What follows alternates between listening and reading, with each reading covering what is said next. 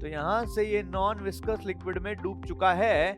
तो तुम इसको ऐसे पढ़ो ना, y माइनस जीरो, इसका मतलब इसका जीरो इसका मीन पोजीशन है कि भाई जब ये हवा में फ्लोट कर रहा है, मतलब हवा में ऑसिलेट कर रहा है, तो इसका जी इफेक्टिव जी होगा। करते जाना था, ये फॉर्मूले पता है यार अपन को। छोटे वाले ने 11 ऑसिलेशन कंप्लीट कर लिए, लेकिन बड़े वाले ने 10 किए, लेकिन कंप्लीट तो कर लिए ना। अब दोनों एक साथ मीन पोजीशन पे आ गए क्या फिर से? तो यही तो पूछ रहा है। हेलो बच्चों, आप सभी का स्वागत है प्रचंड नीट सीरीज में। आज हम करने वाले हैं previous year questions of oscillations, है ना। ऑसिलेशन की वैसे आप लोगों को थ्योरी आती तो होगी, बट मैंने यहाँ पे फिर भी थोड़ा सा जो मुझे लगता है कि पता होना चाहिए वो लिख के लाया हूँ। और भी काफी सारी थ्योरी है जो मैंने नहीं लिखी है, बट कुछ कुछ चीजें यहाँ पे जो इंपॉर्टेंट है मुझे लगता है। तो देखो, तो एसएचएम के लिए कंडीशन क्या है लीनियर और एंगुलर के लिए? लीनियर के लिए एफ शुड बी माइनस के एक्स, के की वैल्यू एम ओमेगा स्क्वायर होती है, टाइम पीरियड होता है 2 पाई पे ओमेगा। तो यहां से ओमेगा की वैल्यू निकालोगे तो टाइम पीरियड की वैल्यू आ जाएगी 2 पाई रूट एम बाई के। ये सबको पता होता है ना, ये सबको पता होता है। अब बात करता हूं, अगर एंगुलर एसएचएम की बात करता हूं, तो एंगुलर एसएचएम में जनरली क्या होता है कि जब मैं जैसे सिंपल पेंडुलम को ऐसे मूव करा रहा हूं, तो साइन थीटा को मैं थीटा लिखूंगा। तो जनरली एंगुलर एसएचएम तभी वैलिड है जब थीटा बहुत छोटा है, ठीक है। तो टॉर्क की वैल्यू आएगी माइनस सी थीटा, तो के की जगह सी आ गया, ठीक है। अच्छा, यहां देखो k equal to m omega square होता है, तो के की जगह सी आ गया, मास की जगह मोमेंट ऑफ इनर्शिया आ गया, क्योंकि मास की जगह मोमेंट ऑफ इनर्शिया आता है रोटेशनल मोशन में भी। तो k is equal to m omega square, k की जगह सी आ गया, एम की जगह आई आ गया, और ओमेगा सेम है, ठीक है। तो यहां से टाइम पीरियड का फॉर्मूला आया है 2 पाई रूट एम बाई के, यहां पे आएगा 2 पाई रूट एम की जगह आई आएगा, के की जगह सी आ जाएगा, ठीक है क्या। अच्छा, अब यहाँ पे एक इंपॉर्टेंट बात जो कि पता होनी चाहिए कि time to travel from x equal to a by two, sorry x equal to 0 to a by two, यानी कि मीन पोजीशन से ए बाई टू तक जाने का टाइम होता है t बाई 12, और ए बाई टू से ए जाने का टाइम होता है t बाई 6, ठीक है। ये दोनों फॉर्मूले पता होंगे, है ना। सिंपल पेंडुलम का टाइम पीरियड होता है 2 pi root L by g effective, है ना। अब देखेंगे एक सवाल के थ्रू कि जी इफेक्टिव क्या होता है।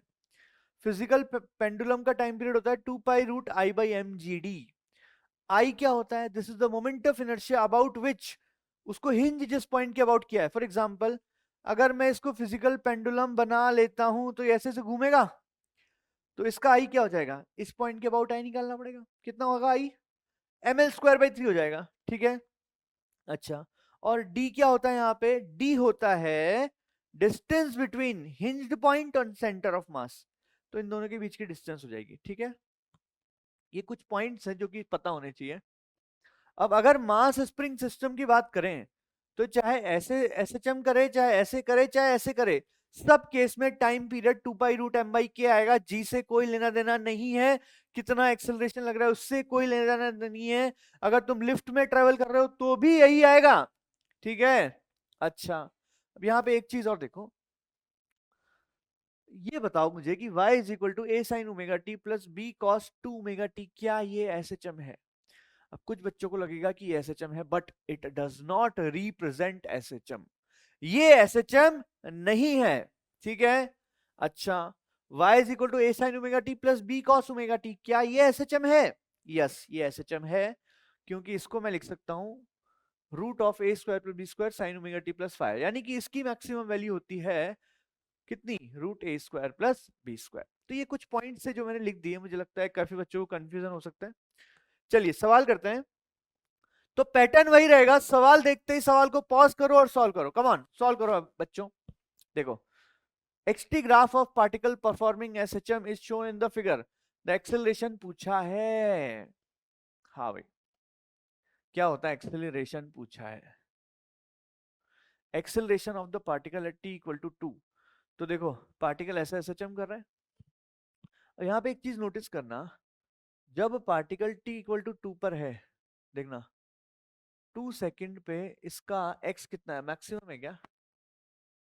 है ना भाई। एक्सेलरेशन कितना होता है यार, तुम तो ऐसा सोचो ना। एक्सेलरेशन का सिंपल फॉर्मूला है माइनस ओमेगा स्क्वायर एक्स। भाई एक्सेलरेशन का फॉर्मूला है minus omega square x. Omega कैसे निकालोगे? अरे भाई इसका टाइम पीरियड निकालो, ये पूरी एक साइकिल कंप्लीट हो गई, तो इसका टाइम पीरियड कितना है? 8 सेकंड क्या? तो टाइम पीरियड को लिख सकता हूँ 2 पाई/ओमेगा इज इक्वल टू 8। तो ओमेगा कितना आ जाएगा, ओमेगा आ जाएगा 2 पाई/8 यानी कि पाई/4। ठीक है, तो यहां पुट कर दो, तो माइनस पाई/4 का होल स्क्वायर, और t इक्वल टू 2 पे x कितना है, यहाँ पे तुम देखो x की वैल्यू t इक्वल टू 2 पे हाईएस्ट है, मतलब वो अपने एम्पलीट्यूड है और उसका एम्पलीट्यूड 1 है क्या, तो x की वैल्यू 1 आ जाएगी क्या, तो वैल्यू आ जाएगी एक्सेलरेशन की -पाई² / 16 मीटर पर सेकंड स्क्वायर। देख लो जरा, तो ऑप्शन ए इज करेक्ट। ठीक है, तो ये सवाल इजी था, हो जाना चाहिए था ना, आसान सवाल था। ठीक है, आगे बढ़ते हैं। अगला सवाल देखो बच्चों, ये है अच्छा सवाल, ये है गुड क्वेश्चन। क्या करें क्या करें क्या करें, लगाओ दिमाग थोड़ा सा, है ना। मैं तुम्हें थोड़ा सा चैलेंज दे रहा हूं कि इसको सॉल्व करने की कोशिश करो, इसको सॉल्व करके बहुत अच्छा कॉन्फिडेंस मिलेगा। कम ऑन, पॉज करके सॉल्व करो। ठीक है, अब मैं करता हूं। A simple pendulum oscillating in air has a time period of √3 second. ठीक है, if it is completely immersed in non-viscous liquid having 1/4 density of material of bob, new period will be। ठीक है, अब देखना, सुनना मेरी बात। टाइम पीरियड का फॉर्मूला कितना होता है यार, 2 पाई√L/g इफेक्टिव। तो यार देखो, जब वो हवा के अंदर है, देखो 2 पाई फिक्स है, एल फिक्स है, तो केवल जी चेंज हो रहा है कुल मिला के। तो मैं ऐसा बोल सकता हूँ कि T is inversely proportional to √g। ठीक है, तो जब वो हवा में था तो इसका टाइम पीरियड कितना था, √3 सेकेंड। तो T1 कितना है, T1 है √3, और इसको G1 बोल देता हूं, तो G1 कितना है, G1 है G। ठीक है, अच्छा अब एक काम करो, इसको किसी में डुबो दो, नॉन विस्कस लिक्विड में डुबो दो। तो यहां से ये नॉन विस्कस लिक्विड में डूब चुका है। अब क्या हो रहा है इसको समझना, मैंने बताया था इस फॉर्मूले पे सवाल करूंगा मैं क्लास में। देखो देखो देखो, यहाँ पे देखो, यहाँ पे फॉर्मूला लिखवाया था मैंने, 2 पाई√L/g इफेक्टिव। तो इस पे सवाल कर रहे हैं अपन, इसको समझना जी इफेक्टिव का क्या लॉजिक है। तो देखो जरा, जब ये जब ये इस लिक्विड के अंदर है, तो इस पे क्या क्या फोर्स लग रहे हैं, देखो mg लग रहा है नीचे, और ऊपर एक बॉयंसी लग रहा है क्या। अच्छा, बॉयंसी और mg को कंपेयर करते हैं थोड़ा सा। mg कितना होगा, mg होगा density of object into volume into G. अच्छा, बॉयंसी कितना होगा, बॉयंसी होती है density of liquid, density of liquid into VG, क्योंकि डूबा हुआ है पूरा। तो डेंसिटी ऑफ लिक्विड यहाँ पे देखो, तो 1/4 डेंसिटी ऑफ मटेरियल है, मतलब इस ऑब्जेक्ट की डेंसिटी का 1/4 आएगा यहाँ पे, तो ρ/4 आ जाएगा क्या, इनटू वीजी। तो एक्चुअली देखा जाए ना, तो ये जो एफ बी है वो mg/4 है क्या, यहाँ पे जादू हुआ है भाई। यहाँ पे बेसिकली जो एफ बी है वो mg/4 है। तो जो नेट फोर्स आएगा, नेट, भाई ऊपर mg लग रहा है, नीचे नीचे mg लग रहा है, ऊपर एफ बी लग रहा है, तो नीचे नेट कितना आ गया, mg इफेक्टिव आ गया, कितना आ गया भाई, नीचे mg ऊपर mg/4, तो क्या ये 3mg/4 बचा क्या। तो यहां से तुम g इफेक्टिव निकालो ना यार, g इफेक्टिव कितना आ गया, 3g/4 क्या। ठीक है, इसका टाइम पीरियड पूछा है T2, तो T2 के लिए T2 पूछा है। ठीक है, चलो सॉल्व करते हैं। तो T is inversely proportional to √g है, तो मैं ऐसा बोल सकता हूं क्या कि T1/T2 is equal to √G2/G1। उल्टा है भाई, उल्टा है ना। तो T1 कितना है, T1 है √3, T2 पता नहीं है, हाँ भाई G2 है अपना 3g/4, और नीचे G1 है G, G से G कैंसिल हो गया, बहुत बढ़िया। तो यहां से √3/T2 इज इक्वल टू कितना आ गया, √3/2। वाओ, हो गया क्या सवाल, √3/2, जी से जी कैंसिल हो गया है ना। तो T2 की वैल्यू 2 सेकंड आ रही है क्या? T2 की वैल्यू आ रही है बच्चों 2 सेकंड। ठीक है, अच्छा सवाल है, this is a good question. क्या लॉजिक लगेगा समझ में आई के बाद कि भाई जब ये हवा में फ्लोट कर रहा है, मतलब हवा में ऑसिलेट कर रहा है, तो इसका जी इफेक्टिव जी होगा। बट जब ये किसी लिक्विड के अंदर कर रहा है तो इस पे एक तो mg लग रहा है, एक एफ भी लग रहा है, तो मैंने नेट फोर्स निकाल दिया और उसको mg इफेक्टिव के बराबर बोल दिया। ठीक है, चलिए अगला सवाल देखो, सॉल्व करो पॉज करके, ये आसान है, this is very easy, very easy. The phase difference between displacement and acceleration कितना होता है यार? पाई होता है क्या? पता है सबको? भाई acceleration is equal to minus omega square x. इसका मतलब क्या हुआ यार, एक दूसरे का उल्टा है क्या? तो पाई का फेज डिफरेंस हो गया ना। ठीक है, अगला सवाल, identify the function which represents a periodic motion. यहां पे पीरियडिक मोशन की बात हो रही है। पीरियडिक मोशन का मतलब क्या होता है? पीरियडिक मोशन का मतलब होता है जो एक टाइम के बाद रिपीट करे। लॉग का कर्व कैसा होता है? लॉग है, टाइम बढ़ाते जाओगे तो वैल्यू बढ़ती जाएगी। ये साफ साफ पीरियडिक है, क्योंकि इसको लिख सकता हूं मैं, भाई इसका एम्पलीट्यूड कितना है 1, इसका भी 1, तो इसका नेट एम्पलीट्यूड हो जाएगा a square plus B square का अंडर रूट, यानी कि 1 स्क्वायर प्लस 1 स्क्वायर का अंडर रूट, यानी कि √2। तो ये हो जाएगा root sine omega T plus 5। इसका मतलब ये एसएचएम है, एसएचएम है तो पीरियडिक है पक्का। अब ये ई की पावर माइनस ओमेगा टी है, टाइम बढ़ेगा तो इसकी वैल्यू कम होती चली जाएगी, मतलब पीरियडिक नहीं है। इसकी वैल्यू बढ़ती जाएगी, मतलब ये भी पीरियडिक नहीं है, तो ये एसएचएम भी है, पीरियडिक भी है। ठीक है, अगला देखो, अगला भाई this is very very conceptual, इसको करके बताओ, मजा आ जाएगा अगर तुमने कर दिया ना ये। जिसने अगर ये सवाल कर दिया ना, नीचे कमेंट करना कि मेरा हो गया था सर, मजा आ जाएगा। मतलब ये मुझे लगता है बहुत बच्चा इसमें गलती करेगा, बहुत बच्चा इस सवाल में गलती करेगा। करो,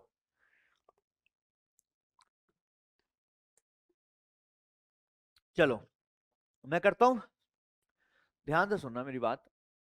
भाई देखो, इक्वेशन ऑफ एसएचएम, ये मैंने अपनी क्लास में भी बताया तुम्हें कि अगर इक्वेशन ऑफ एसएचएम है तो अगर ऐसा लिखा है कि y minus y naught is equal to A sine omega T plus 5, इसका मतलब क्या है? ये होती है अपनी एसएचएम की इक्वेशन। इसका मतलब क्या होता है देखो जरा, इसका मतलब होता है बच्चों कि ये इसकी मीन पोजीशन है और ये इसका एम्पलीट्यूड है। ठीक है, मतलब ये वाई नॉट के अबाउट एसएचएम कर रहा है। मतलब क्या हुआ इसका मतलब कि भाई ये अगर वाई नॉट है तो वाई नॉट से आगे ए जाएगा, तो ये ए जाएगा आगे और पीछे भी ए जाएगा क्या? तो ये जो y माइनस समथिंग है वो मेरी मीन पोजीशन होती है। जनरली अगर लिखा होता है कि y is equal to A sine omega t लिखा है, तो तुम इसको ऐसे पढ़ो ना, y माइनस जीरो, इसका मतलब इसका जीरो इसका मीन पोजीशन है। ठीक है, लेकिन यहाँ पे अगर मैं ऐसा लिखता हूँ कि y minus y naught is equal to A sine omega t, मतलब y नॉट इसका मीन पोजीशन है।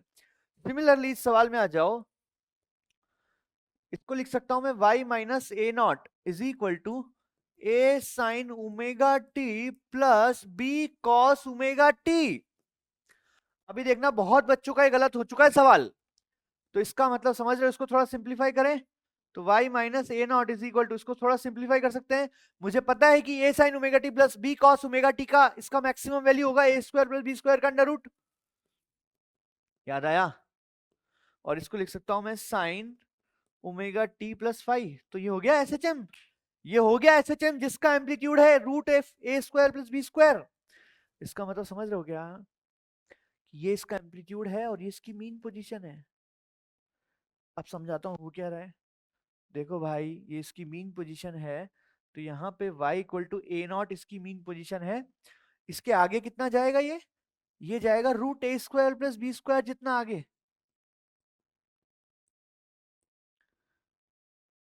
और पीछे भी उतना ही आएगा क्या? Therefore it is the amplitude, तो इसका एम्पलीट्यूड होगा इतना।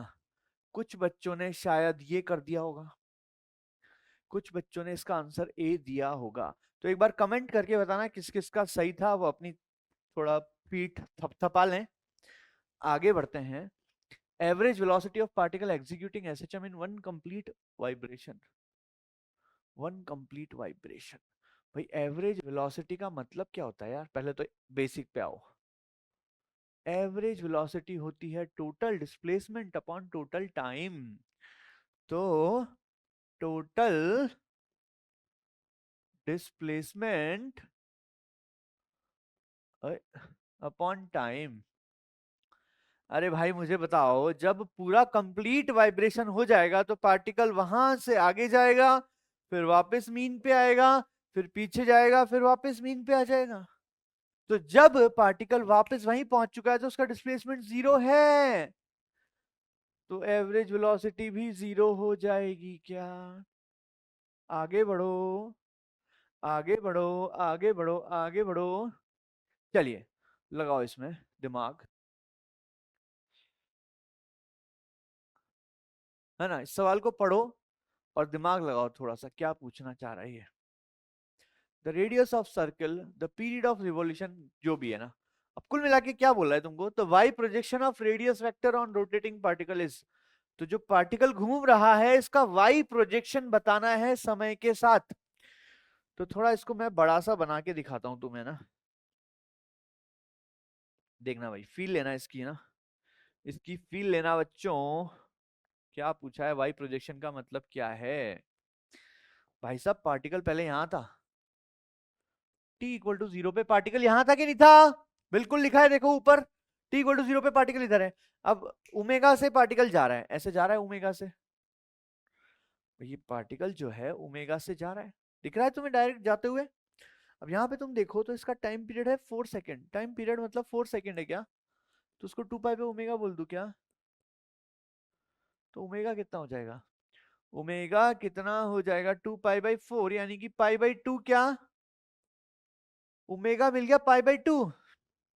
अब देखो भाई साहब, ये बोल रहा है, इसमें देखो ऑप्शन में टी के रेस्पेक्ट में पूछा है, तो देखो पार्टिकल जो है वो थोड़ी देर बाद कहाँ पहुंच जाएगा, हो सकता है यहां से चलते चलते यहां पहुंच जाए। तो जो पार्टिकल है वो यहां पहुंच गया, तो कितना एंगल ट्रेवल किया है? ओमेगा टी ट्रेवल किया है क्या? फील लो भाई, पार्टिकल क्योंकि यहां से चल रहा था तो टी टाइम में ये ओमेगा से चल रहा है, तो ओमेगा टी ट्रेवल करेगा। अब इन्होंने वाई प्रोजेक्शन बोला है, मतलब वाई मतलब ये वाई है क्या? ये वाई है क्या? तो इसकी वैल्यू पूछी है क्या? इसकी वैल्यू पूछी है इन्होंने, सही है ना, इसकी वैल्यू पूछी है ना, वाई प्रोजेक्शन तो यही हुआ।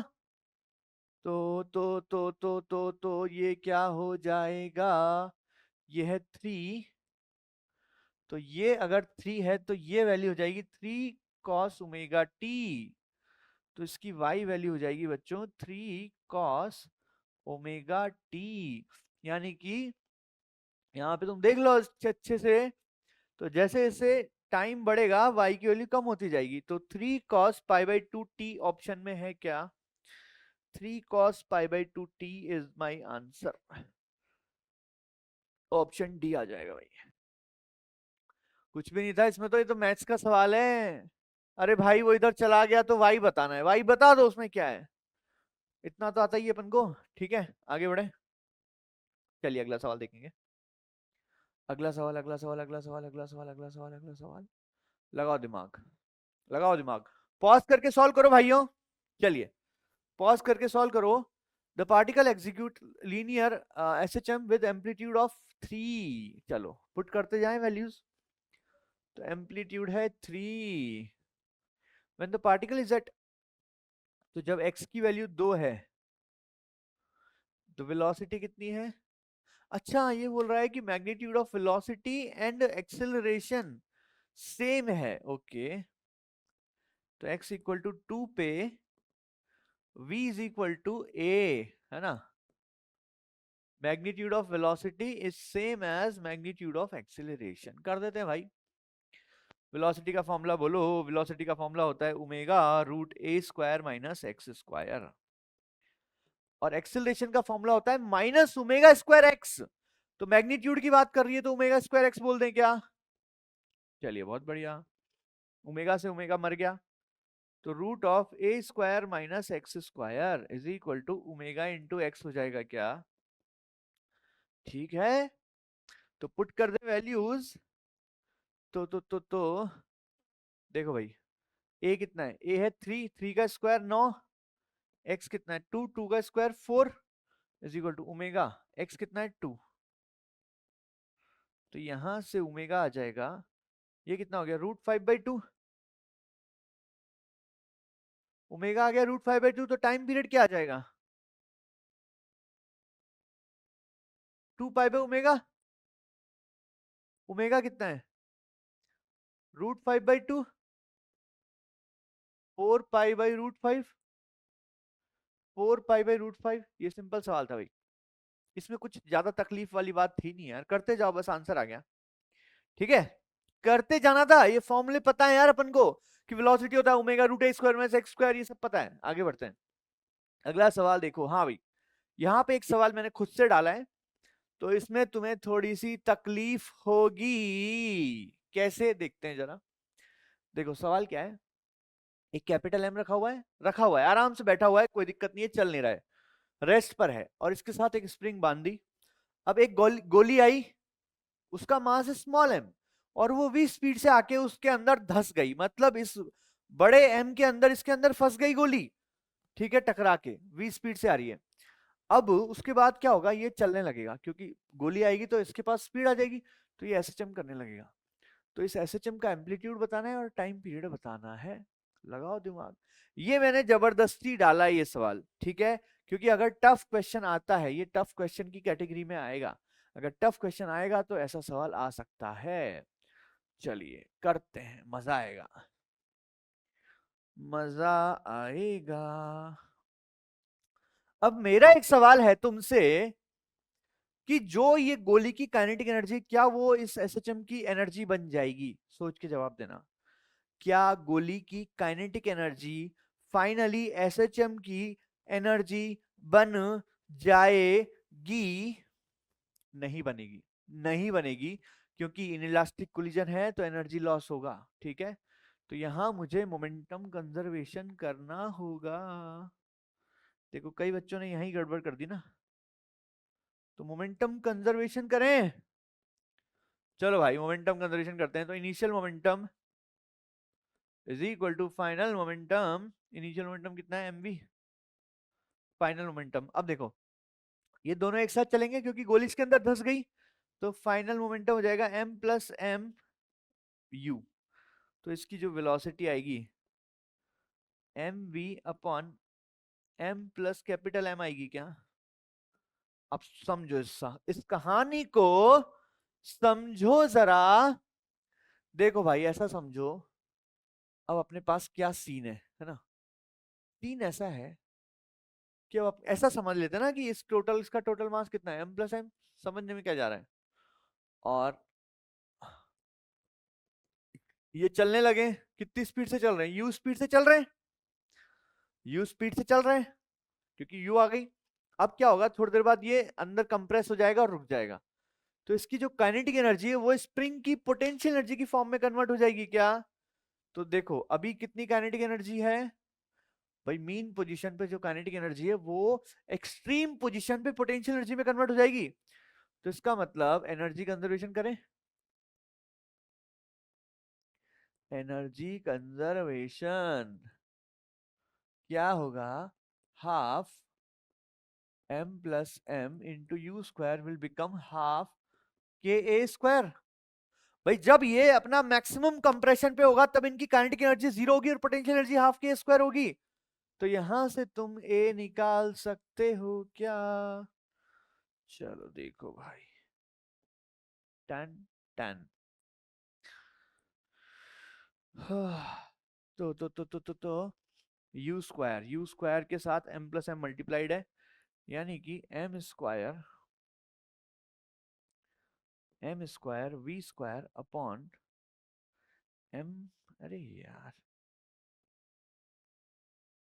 m plus M. ठीक है, मैंने क्या किया, इस u की वैल्यू यहां चिपका दी, तो u की वैल्यू चिपकाऊंगा तो आएगा m square V square upon m plus M का होल स्क्वायर, उससे ये कट गया, इज इक्वल टू के ए स्क्वायर। तो यहां से ए आ गया क्या, ए आ गया बच्चों अपना एम्पलीट्यूड आ गया, कितना कितना, एम वी अपॉन के एम प्लस एम। चेक करो यार, ये मेरा एम्पलीट्यूड आ गया बच्चों, चेक करो जरा, है ना। थोड़ा सा कैलकुलेशन है, के को नीचे भेज दिया, ठीक है, अंडर रूट कर लिया, है ना। अब देखो ये तो हो गया। टाइम पीरियड क्या होगा यार, अभी तो मैंने बताया था यार, कोई सा भी स्प्रिंग का केस हो उसमें एसएचएम में हो रहा है, तो अगर टाइम पीरियड होगा 2 पाई रूट m/k, यानी कि 2 पाई रूट मास टोटल हो जाएगा बाई के, ये मेरा टाइम पीरियड हो जाएगा। तो जिस बच्चे ने सवाल कर लिया, फिर से अपनी पीठ को थपथपा सकते हो। अगला सवाल, अगला सवाल, कम ऑन फास्ट। ये आसान है, आसान है, वेरी इजी।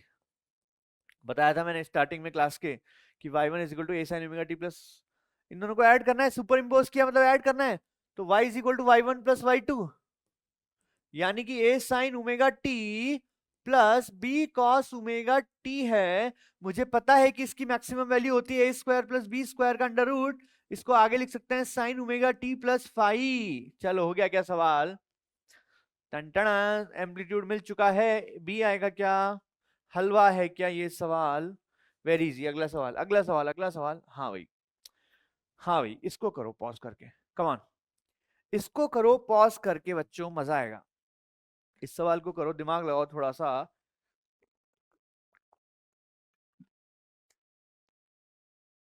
इसमें आएगा मजा तुम्हें।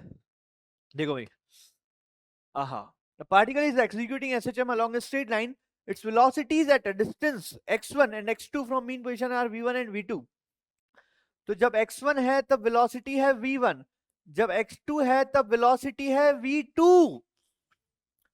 अब पूछा है टाइम पीरियड, टाइम पीरियड निकालने के लिए पहले तो x और v का फॉर्मूला सोचो दिमाग में। फॉर्मूला क्या है, omega root of A square minus X square, ये फॉर्मूला है। अब यहां से तुम थोड़ा चालाकी करो, जब x की जगह x1 डालूंगा तो v की जगह v1 डालूंगा, जब x की जगह x2 डालूंगा तो v की जगह v2 डालूंगा। तो यार क्या करूं मैं कि टाइम पीरियड निकाल लूं। टाइम पीरियड होता है 2 पाई बाई ओमेगा, अगर यहां से मैं ओमेगा निकाल लूं तो मेरा काम हो जाएगा। सोचो कैसे करें, कैसे करें, कैसे करें, सॉल्व करें। तो देखो पहले v की जगह v1 डालो, तो ये आ जाएगा omega root of A square minus x1 square, ठीक है। अब v की जगह v2 डालो, तो आएगा ओमेगा अंडर रूट ए स्क्वायर माइनस x2 स्क्वायर। अब यहां से मुझको ओमेगा निकालना है। और यहाँ ऑप्शन में तुम देखो ना,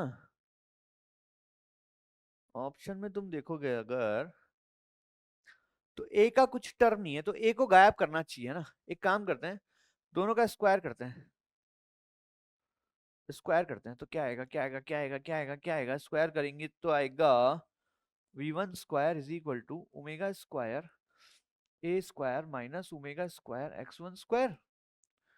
थोड़ा सा दिमाग तो लगाना पड़ेगा ना यार। अच्छा, अब इसका भी स्क्वायर कर दो, तो v2 square is equal to omega square A square minus omega square x2 square. ये दिमाग मैंने कैसे लगाया, ये सोचो जरा, ये दिमाग मैंने कैसे लगाया, क्योंकि यहाँ मुझे कहीं दिख ही नहीं रहा कि ए का टर्म है। तो ए को गायब करना है, तो एक काम करो, इक्वेशन 1 और 2 को माइनस कर दो एक दूसरे से। इक्वेशन 1 माइनस इक्वेशन 2 कर दूं क्या,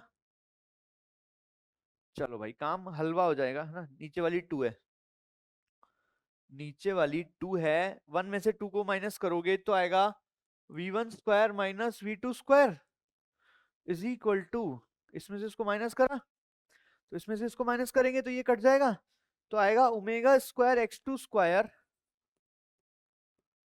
minus minus omega square x1 square. तो यहां से ओमेगा आ जाएगा क्या, ओमेगा आएगा बच्चों v1 square minus v2 square upon x2 square minus x1 square का अंडर रूट। ओके, ओमेगा आ चुका है, अब तो हलवा है। अब तो टाइम पीरियड आ जाएगा 2 पाई बाई ओमेगा यानी कि 2 पाई अपॉन जो भी है, पुट कर दो यार वैल्यूज, तो आएगा x2 square minus x1 square का under root upon v1 square minus v2 square का अंडर रूट। चलो भाई फटाफट से चेक किया जाए। चेक करो चेक करो, पहला ऑप्शन सेट हो रहा है तो इसका आंसर आ गया पहला। अब यहाँ पे थोड़ा देखो, अगर तुमने गलत डायरेक्शन में कैलकुलेशन करी होती तो ये और बड़ा हो जाता। ठीक है, तो सोचना पड़ेगा कैसे करना है। इस टाइप के सवालों की प्रैक्टिस करो।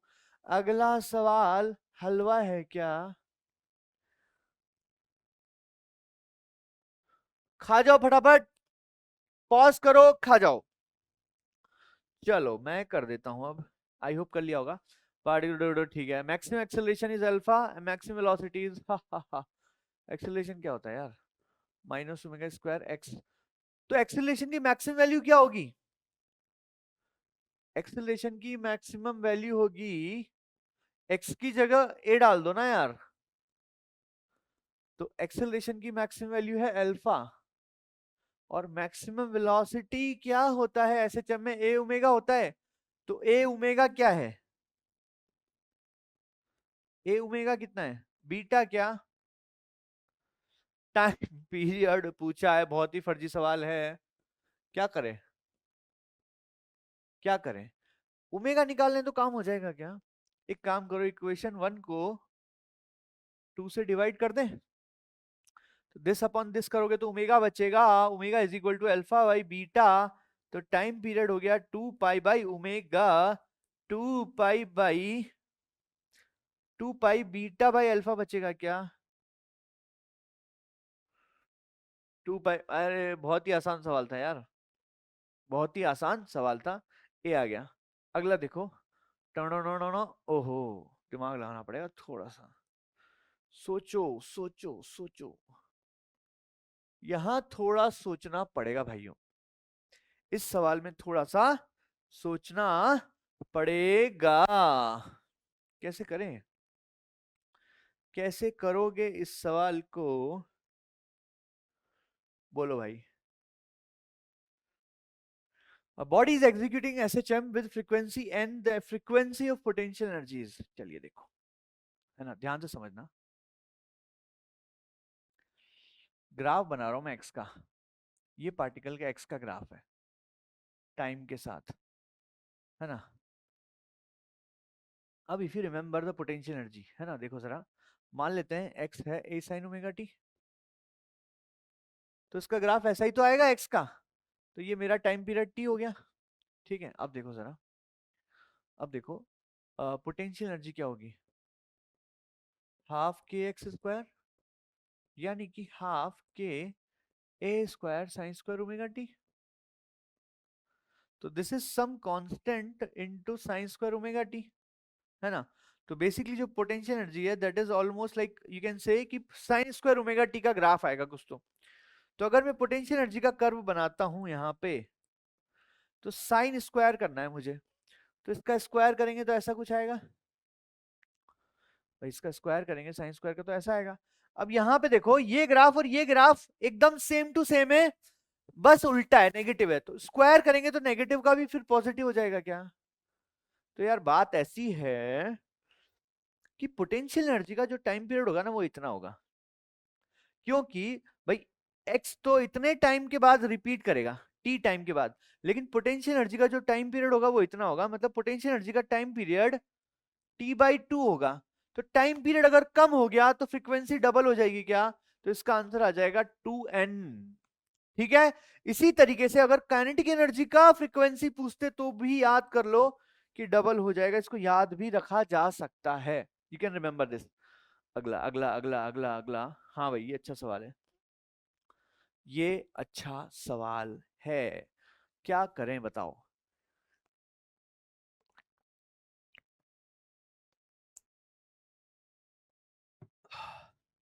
चलो भाई, पॉज करके सॉल्व कर लिया होगा, मैं कर देता हूं। दो पेंडुलम है, एक की लेंथ इतनी है, एक कितनी है, स्टार्ट वाइब्रेटिंग इन फेज। इन फेज का मतलब है कि एक साथ ये वाइब्रेट करना शुरू कर रहे हैं at some instant, two are at the mean position in the same phase. ठीक है, the minimum number of vibration of shorter pendulum after which the two are again minimum number of vibration. ठीक है, चलो भाई, तो time period का formula क्या होता है यार? 2 पाई रूट एल बाई जी। तो मेरे हिसाब से तो टाइम पीरियड आ गया जो रूट एल के बराबर आ गया क्या, प्रोपोर्शनल टू, तो टाइम पीरियड आ गया प्रोपोर्शनल टू रूट एल। ठीक है, अब देखो स्मॉलर, स्मॉलर का टाइम पीरियड क्या हो जाएगा? √100। और लार्ज, लार्जर, उसका टाइम पीरियड कितना हो जाएगा? √180 21 के बराबर। सही है, तो इसका टाइम पीरियड 10 के प्रोपोर्शनल हो गया, इसका टाइम पीरियड 11 के प्रोपोर्शनल हो गया, एक तरीके से देखा जाए तो यार अगर सवाल को सॉल्व करना है तो मैं दिमाग लगाता हूँ। क्या दिमाग लगाता हूँ कि अगर इसका टाइम पीरियड 10 है तो इसका टाइम पीरियड 11 है। ठीक है, तो अब ये बोल रहा है कि वापस सेम फेस में कब आएंगे, वापस सेम फेस में कब आएंगे यार? देखो भाई, इसमें थोड़ा सा अपन को सोचना पड़ेगा। देखो यार, हो क्या रहा है, ये अपना टाइम पीरियड छोटा वाला 10 सेकंड में कंप्लीट कर लेगा, ये 11 सेकंड में करेगा। ठीक है, अब इनको वापस सेम फेस में आना है, वापस मीन पोजीशन पे सेम फेस में आना है। मतलब क्या मतलब है कि ऐसा कुछ पकड़ना है अपन को टाइम कि जब वापस ये दोनों अपनी मीन पोजीशन पे पहुंच जाएं। ठीक है, चलो आप सोचो जरा, अगर ये 10 सेकंड में अपना कंप्लीट करता है तो ये 11 सेकंड में करता है। ठीक है, तो इन दोनों टाइम का एलसीएम ले लो। एलसीएम ले लोगे तो 10 और 11 का कितना आएगा? 110 आएगा क्या? 110 सेकंड आएगा। मैं मान के चल रहा हूं कि इसका टाइम पीरियड है 10 सेकंड, इसका टाइम पीरियड है 11 सेकंड, तो इनका एलसीएम ले लो, आएगा 110 सेकंड। इसका मतलब अब 110 सेकंड में स्मॉल वाला कितने कंप्लीट करेगा? सोचो जरा, कितने वाइब्रेशन कंप्लीट करेगा? एक 11 करेगा क्या? And larger one will complete 10 oscillations क्या? अब सोचो यार, 110 सेकंड बाद वो दोनों मीन पोजीशन पे होंगे क्या अपनी? देखो भाई, छोटे वाले ने 11 ऑसिलेशन कंप्लीट कर लिए लेकिन बड़े वाले ने 10 किए, लेकिन कंप्लीट तो कर लिए ना। अब दोनों एक साथ मीन पोजीशन पे आ गए क्या फिर से? तो यही तो पूछ रहा है। तो क्या पूछा है भाई? The minimum number of vibration of the shorter pendulum, तो शॉर्टर को हो जाएगा 11, तो 11 इसका आंसर हो जाएगा भाई। अच्छा सवाल है। तो इस टाइप के सवाल में क्या करेंगे अपन? इस टाइप के सवाल में क्या करेंगे अपन? एलसीएम लेंगे, है ना, टाइम का एलसीएम लेंगे और फिर सॉल्व करेंगे।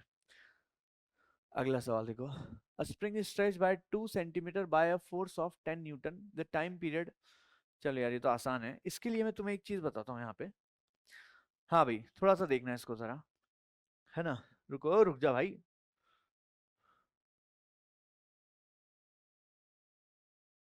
देखो यार, यहाँ पे तुमको जवाब देना है ना।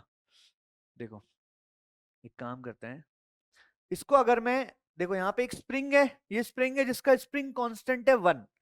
कितना है इसका स्प्रिंग कांस्टेंट? स्प्रिंग कांस्टेंट कितना है? 2 पाई रूट एम बाई के टाइम पीरियड होता है। स्प्रिंग कांस्टेंट 10 ले लूं क्या? चलो 10 लेते हैं, मजा आएगा। है क्या 10 का ऑप्शन? 10 का ऑप्शन है। तो स्प्रिंग कांस्टेंट है 10 और इसका मास है 0.1 kg। तो अगर मैं इसको खींचूंगा, अब देखो मैं ये इसकी मीन पोजीशन है, ये बीच वाली लाइन, तो इसमें इसको खींचूंगा तो फोर्स इधर लगना चाहिए भाई। देखते हैं अपन फोर्स किधर लग रहा है। देखो भाई, जब मैं इसको खींच रहा हूं इधर, तो देखो मैंने खींचा, तो कितना खींचा इसको? 0.6 मीटर खींचा, तो इसका एम्पलीट्यूड 0.6 हो गया और फोर्स माइनस में लग रहा है, मतलब पीछे लग रहा है क्या? अब देखो इसको मैं छोड़ दूंगा तो ये ऐसे चम कर रहा है क्या? अब देखो, है ना, जो भी इसकी मीन पोजीशन है, हो सकता है ये एग्जैक्ट ना हो बट ठीक है, ऐसे चम कर रहा है। अब एक काम बताओ मुझे, अब मैं इसको किसी भी पॉइंट पे पॉज करता हूं, अब ये कहां पे पॉज हुआ है मैं बताता हूं तुम्हें। ये x इक्वल टू -0.15 मीटर, यानी कि पीछे की तरफ पॉज हुआ है। मीन पोजीशन यहाँ कहीं है मान लो, तो ये इधर की तरफ पॉज हुआ है क्या? अब तुम्हें बताना है एक तो इसका टाइम पीरियड बता दोगे? टाइम पीरियड देखो यहां से, देखो चेक करो, यही है क्या टाइम पीरियड? अरे यार रुको, वापस करते हैं। तो देखो ये इधर की तरफ है 0.15, मतलब x की वैल्यू 0.15 है, तो तुम फोर्स निकाल सकते हो के एक्स से, और टाइम पीरियड भी निकाल सकते हो क्या? टाइम पीरियड कितना ही है? टाइम पीरियड कितना है देखना पड़ेगा। अच्छा स्पीड भी निकाल सकते हो क्या? भाई टाइम पीरियड निकाल सकते हैं अपन 2 pi root m by k से, और स्पीड भी निकाल सकते हैं कैसे? v is equal to omega under root A square minus X square से। तो यहाँ पे देखो स्पीड और टाइम भी बन गया, देखो टाइम पीरियड कितना आ गया, 0.628 सेकंड। कैसा आया? 2 pi root m by k solve करो, 0.628 आएगा। और यहाँ पे वेलोसिटी का ग्राफ बन रहा है क्या, देखो। तो इस तरीके से वो एसएचएम करते हैं। ठीक है, ठीक है, ठीक है, ठीक है। अब इसी सवाल को कर देते हैं फटाफट से।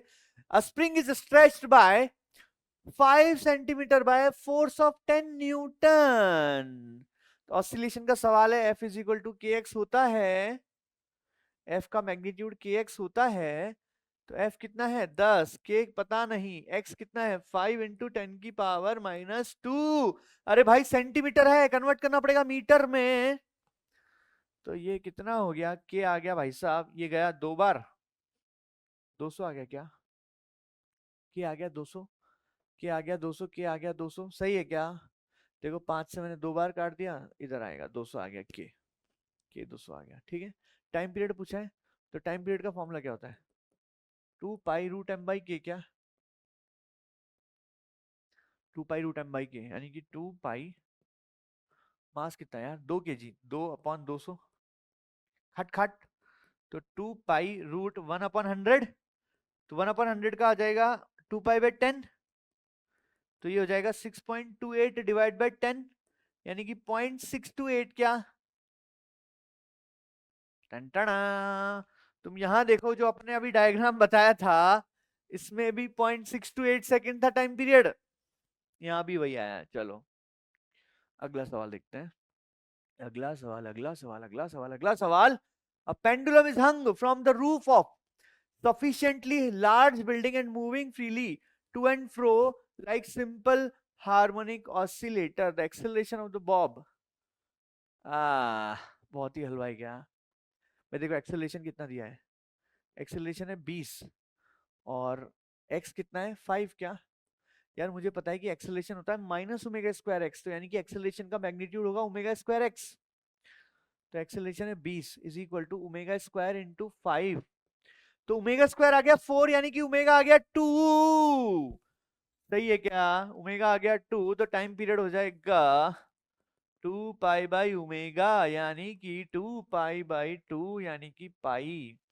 तो पाई सेकंड आंसर आ गया। अगला सवाल देखते हैं, बहुत ही हलवा सवाल था। अगला सवाल, अगला सवाल, अगला सवाल, अगला सवाल, मजा आएगा इसमें। हाँ भाई इसमें मजा आएगा, इसमें मजा आएगा, मस्त है। बहुत बढ़िया सवाल है, लगाओ दिमाग, लगाओ दिमाग, पॉज करके सॉल्व करो, एक चैलेंज की तरह लो, करना है तो करना है, कर दो। A spring of force constant k is current into length ratio. ओहो हो, अब तुम्हें एक चीज पता होनी चाहिए कि जो स्प्रिंग का स्प्रिंग कांस्टेंट होता है वो उसकी लेंथ के इनवर्सली प्रोपोर्शनल होता है। इसका मतलब ये हुआ कि अगर लेंथ कम होगी तो कांस्टेंट बढ़ेगा। ठीक है, अच्छा, तो अगर मान लो, मैं ऐसा मान लेता हूं कि एक स्प्रिंग थी, इसका कांस्टेंट था के, इसका स्प्रिंग कांस्टेंट है के, इसकी लेंथ है एल, इस cut into length of ratio 1 2 3, मतलब इसको मैंने 3 हिस्सों में तोड़ दिया। तो एक हिस्सा ले लो, छोटा हिस्सा, एक हिस्सा इसका डबल है, एक छोटा हिस्सा है, एक इससे डबल है, एक इससे ट्रिपल है। तो इसकी लेंथ, अगर लेंथ का रेशियो 1 2 3 है तो इसकी लेंथ x है, तो इसकी 2x है, तो इसकी 3x है। तो सबका सम l के बराबर होना चाहिए, तो यानी कि लेंथ x का आ गया अपना l/6, x आ गया l/6, मतलब इस छोटे वाले की लेंथ हो जाएगी l/6, इसकी लेंथ हो जाएगी 2l/6, इसकी लेंथ हो जाएगी 3l/6। ठीक है क्या? चलो बहुत बढ़िया, बहुत बढ़िया। अब यार मैं डायरेक्ट कर रहा हूं, k is inversely proportional to length, यानी कि लेंथ अगर कम होती है तो k बढ़ेगा। तो इसका लेंथ l है, इसका k है। इसकी लेंथ अगर l/6 है तो इसका k क्या हो जाएगा, दिमाग लगाओ थोड़ा सा भाई। लेंथ 6 से कम हो गई है, बाय 6 हो गई है, तो k 6 टाइम्स हो जाएगा, तो इसका k हो जाएगा 6k। भाई इनवर्स है, अगर लेंथ कम होगी तो k बढ़ेगा ना। अब देखो इसका आ गया 6k। अब देखो इन दोनों को कंपेयर करते हैं, इसकी लेंथ डबल है, इसकी इन दोनों में इसकी लेंथ डबल है, तो इसका k आधा हो जाएगा, तो इसका k 3k हो जाएगा क्या। ठीक है, फिर से इन दोनों को कंपेयर करो, इन दोनों को, इन दोनों को, इन दोनों को, इन दोनों को, इन दोनों को, इन दोनों को कंपेयर करो। इसकी लेंथ x है, इसकी 3x है, तो लेंथ ट्रिपल है। इसकी लेंथ ट्रिपल है तो ये जो k है वो 3 टाइम्स कम हो जाएगा क्या, तो इसका k 2k हो जाएगा क्या। कुछ करने की जरूरत नहीं, कैलकुलेशन वैल्कुलेशन मन में करो भाई। अगला देखो क्या लिखा है, they are connected in series. चलिए भैया, तो पहले इन तीनों को सीरीज में कनेक्ट करते हैं। तो सीरीज में अपना k1 क्या है, 6k, 3k और 2k, इन तीनों को अपन ने क्या कर दिया, सीरीज में कनेक्ट कर दिया। तो 1/k क्या होता है यार, 1/k1 plus 1/k2 plus 1/k3। Series का फॉर्मूला यही होता है भाइयों। तो 1/6k plus 1/3k plus 1/2k 6k, 1 plus 2 plus 3। ठीक है, ठीक है। अरे यार, तो ये तो ऑब्वियस है ना। तो यहां से k इक्विवेलेंट कितना आ गया, k आ गया क्या। They are connected in series. भाई के इक्विवेलेंट के क्यों आया, दिमाग लगाओ थोड़ा यार। इन तीनों को काट के वापस सीरीज में लगा दिया तो वापस यही बन गई ना, तो के आना ही था। अब पैरेलल में आ जाओ, पैरेलल में क्या होता है यार, पैरेलल में के ऐड हो जाते हैं क्या, k1 plus k2 plus k3 हो जाएगा।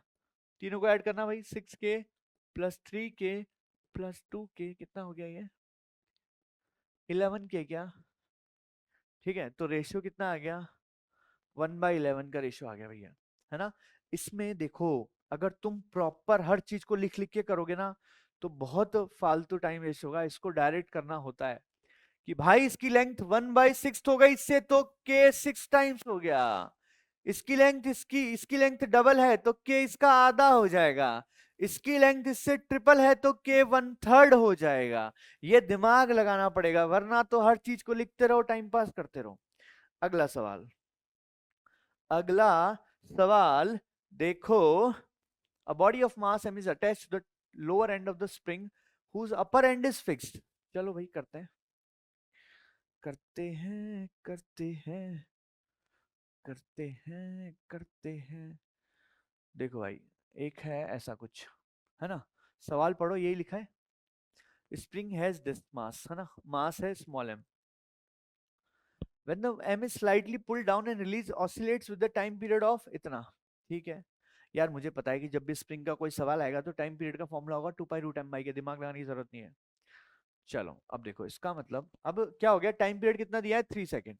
ठीक है, when the mass m is increased by 1 kg, इसमें 1 kg और ऐड कर दिया तो टाइम पीरियड बन गया 5 सेकेंड। अब देखो यहाँ पे टाइम पीरियड का फॉर्मूला ढूंढो पहले, तो क्या होता है, टाइम पीरियड का फॉर्मूला है 2π√m/k।